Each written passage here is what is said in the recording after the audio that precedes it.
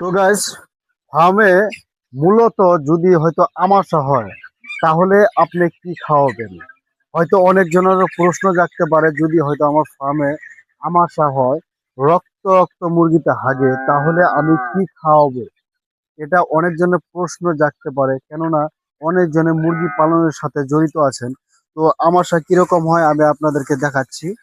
এই তো রক্ত রক্ত হাগবো অল্প, যেরকম মানুষে হাগে। এই দেখেন, পায়খানার সাথে অল্প ব্লাডিং হয়েছে, এটাই আমাশা বুইলা কয়। তো এই আমাশা হইলে আসলতে কি খাওয়ানো উচিত? আমার হাতে যে এই যে কক্স গার্ডের একটা প্যাকেট দেখতেছেন, এটা আসলতে আমাশার পাউডার।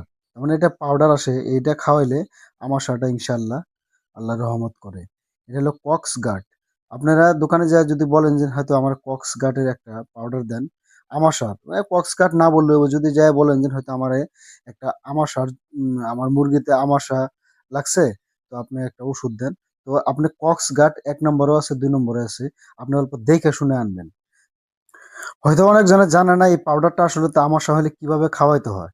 তো আপনি পানির সাথে আহ, 100 মুরগিরে আপনি পানির সাথে 1 চামচ, হয়তো ওই যে আমরা যে চিনি জেনে 4 চামচ গুলো আছে ছোট ছোট, ওই চামচ গুলো দিয়ে 1 চামচ 100 মুরগিরে খাওয়াইতে পারবেন। তো ইনশাআল্লাহ আল্লাহ রহমত করব। আর তারপরে যদি আপনাকে অনেক ধরনের কোনো সমস্যার মুখোমুখি হয়েছেন, তাহলে আমার সাথে কন্ট্যাক্ট করতে পারেন। আর তারপরে যদি আপনাদের কোনো মুরগির বাচ্চা লাগে, হয়তো দানা লাগে, আমার সাথে কন্ট্যাক্ট করতে পারেন।